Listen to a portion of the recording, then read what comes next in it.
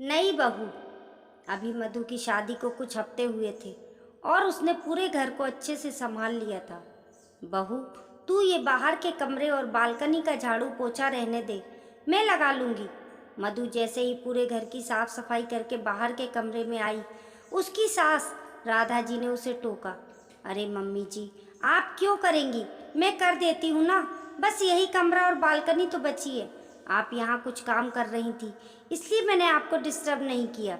मधु बोली, तू अंदर जाकर कपड़े धो ले। राधा जी ने मधु के हाथ से झाड़ू लेते हुए कहा। कुछ मिनट लगेंगे मम्मी जी, फिर कपड़े भी धो लूँगी, लाइए मैं लगा देती हूँ। मधु ने कहा।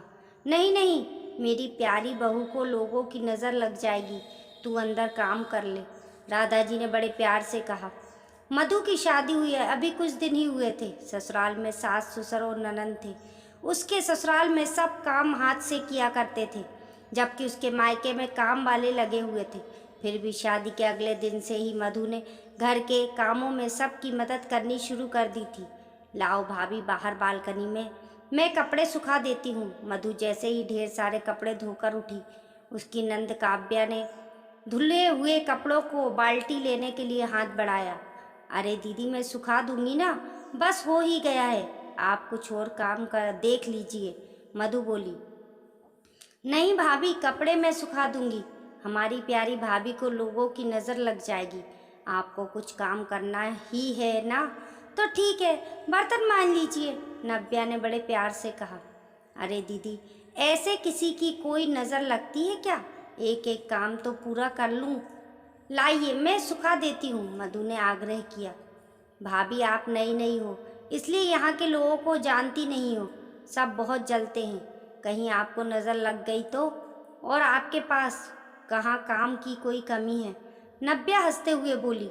दीदी, आप अपने पड़ोसी में तो सब अपने रिश्तेदार रहते हैं ना, मधु ने आश्चर्य से कहा।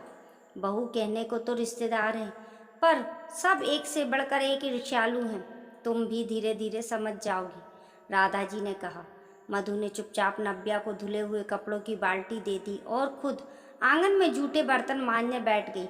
इस तरह दिन बीतने लगे। मधु अंदर के सब काम तो अकेले करती, और जब बाहर कुछ काम करने की नौबत आती तो कभी सास तो कभी ननद बड़े प्यार से नज़र लग जाएगी कहकर उसको वह काम करने से मना कर देती। उसने कई बार इस बारे में अपने पति देव से भी बात करने की कोशिश की, पर हर बार वो हंसकर टाल देते थे। एक दिन दोपहर में मधु किचन का काम निपटाकर पीछे आंगन में बर्तन मांज रही थी कि राधा ने उसे बुलाया। पड़ोस में रहने वाली कुछ महिलाएं मिलने आई थीं। उसने उनके पैर छुए तो उन्होंने उसे ढेर सारा आशीर्वाद दिया और कहा, बैठो बहू रानी, लगता है तुम आराम कर रही थी और हम आ गए। नहीं चाची जी, मैं तो बस। मधु कुछ कहने गई कि बीच में ही राधा जी ने उसकी बात काटते हुए कहा, हाँ, अब रात को भी तो ठीक से नींद होती नहीं है ना इसकी, इसलिए दोपहर में सुला देती हूँ। राधा जी ने हंसते हुए आंख मिचकाई। बहू रानी, जी जी तो तुमको पलकों पर बिठाकर रखी हैं, चाची सास बोली। जी, मधु ने आश्चर्य से अपनी सास की ओर देखा।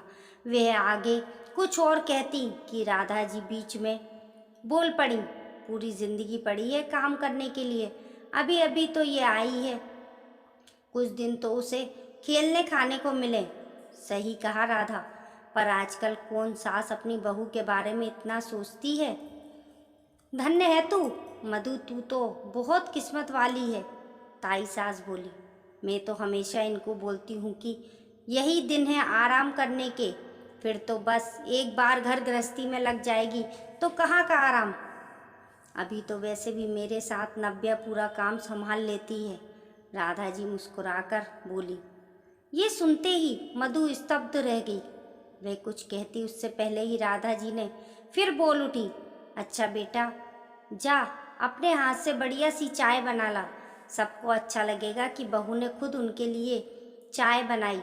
देख, चाय पत्ती शक्कर के डिब्बे वहीं रखे हैं, नव्या जा भाभी की मदद कर। राधा जी ने ऐसा दिखाया जैसे मधु को किचन के बारे में कुछ पता ही नहीं है। मधु को आघात लगा। पर वह किसी से कहती भी क्या। वह चुपचाप किचन में चाय बनाने चली गई। तभी उसने आवाज़ सुनाई दी, जीजी, बहू को अभी से इतना सिर पर चढ़ाकर मत रखो, बाद में आपको ही तकलीफ होगी।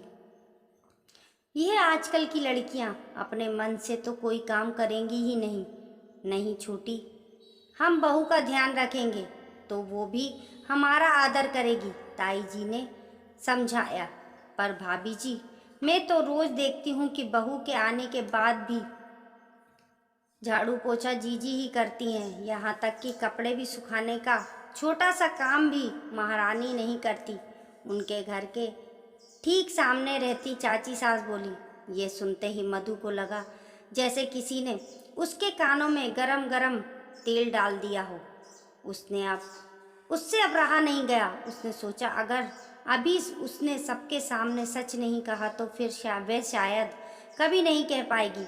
बहुत मुश्किल से अपने आप को संयत करके वह चाय लेकर मुस्कुराते हुए बाहर आई। लीजिए, चाय के साथ गर्मा गर्म पकोड़े भी लीजिए। राधा जी ने उसे गुस्से भरी नजरों से देखा। अरे वाह, तुम तो बहुत होशियार हो।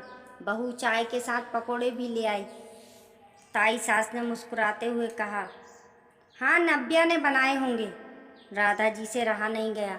उन्होंने शुरू से ही ये डर था कि संपन्न घर से आई मधु सबकी चाहत ना बन बैठे, और यही होने जा रहा था। नहीं मम्मी जी, मैंने ही बनाए हैं, हमेशा की तरह।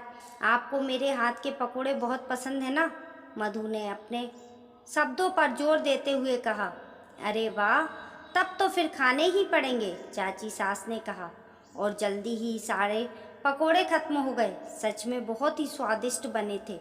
बहू, तेरे हाथ में तो जादू है, ताई सास ने तारीफ करते हुए कहा।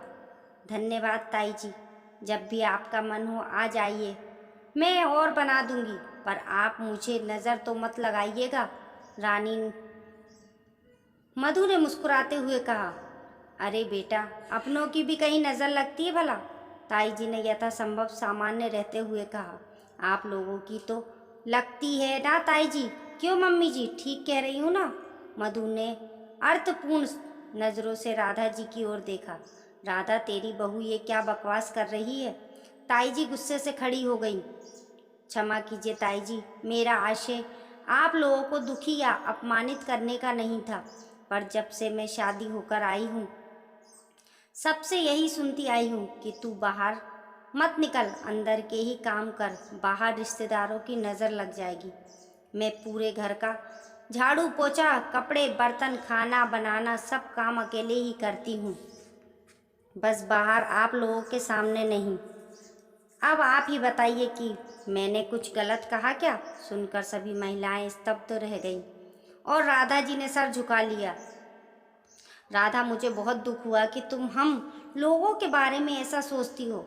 अपने रिश्तेदारों के प्रति बहू के मन में गलत भावना भरोगी तो वह किसी से कैसे संबंध निभा पाएगी? दुखी स्वर में ताई जी ने कहा। देख राधा, मैं हमेशा तुझे अपनी छोटी बहन माना है, इसलिए तुझे ये सब समझा भी रही हूँ। बहू तो बेटी के समान होती है, उसके साथ शुरू से ही जैसा व्यवहार करोगे वैसा व्यवहार उससे भी पाओगी। ताई जी बोली। मुझे माफ़ कर दीजिए भाभी जी। राधा जी रुआंधी सी हो गई। माफ़ी मुझे मधु से मांगनी चाहिए, और हाँ, हमें इतना सम्मान देने के लिए धन्यवाद, व्यंग से कहते हुए ताई जी और सभी महिलाएं चली गईं और राधा जी ने सर झुकाकर चुपचाप खड़ी रहीं। राधा जी ने मधु से माफ़ी मांगी। बेटा, मुझे माफ़ कर दे, मैं अच्छा नहीं किया।